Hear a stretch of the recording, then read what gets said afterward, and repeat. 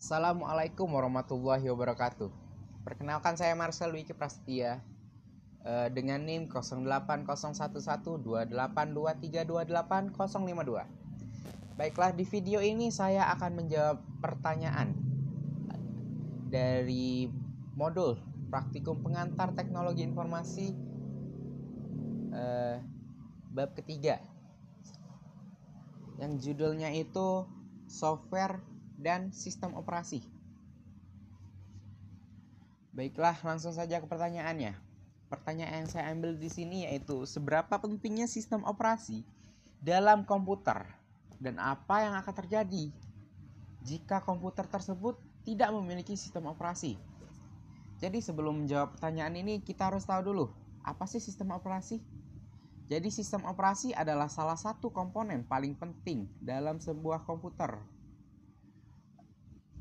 Sistem operasi ini berperan sebagai perangkat lunak kontrol utama yang mengelola sumber daya perangkat keras, menyediakan antarmuka antar pengguna dan perangkat keras, dan juga menjalankan aplikasi dari perangkat lunak.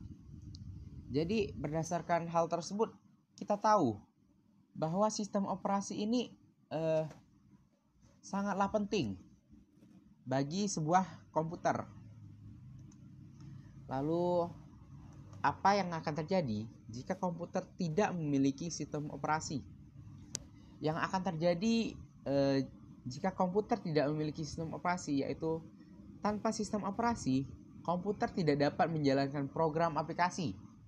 Ini berarti pengguna tidak bisa menjalankan perangkat lunak seperti pengolah kata, perambahan web, atau permainan. Pengolah kata seperti Word, perambahan web seperti Firefox, Chrome, ataupun permainan seperti permainan-permainan online.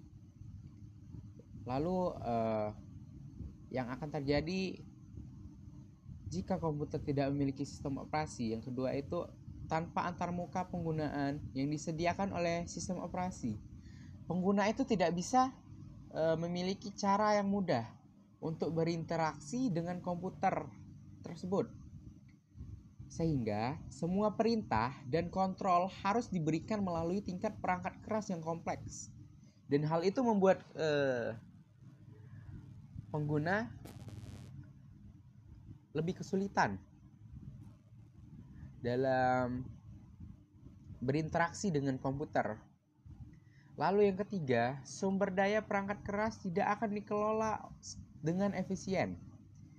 Jadi yang artinya itu tanpa sistem operasi ini tidak akan ada manajemen CPU, alokasi memori, atau kontrol perangkat input atau output.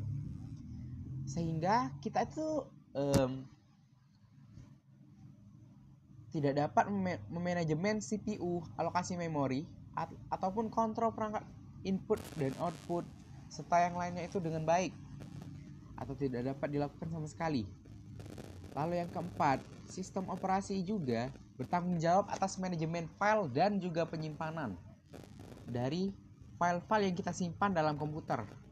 Jadi tanpa sistem operasi tidak ada struktur direktori dan pengguna tidak dapat membuat, menyimpan, ataupun mengelola file yang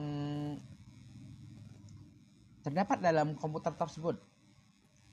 Lalu yang terakhir, tanpa sistem operasi kita tidak akan komputer tidak akan ada perlindungan keamanan yang menyeluruh, sehingga komputer itu akan rentan terhadap serangan atau akses tidak sah dari para hacker-hacker yang ingin membajak komputer kita.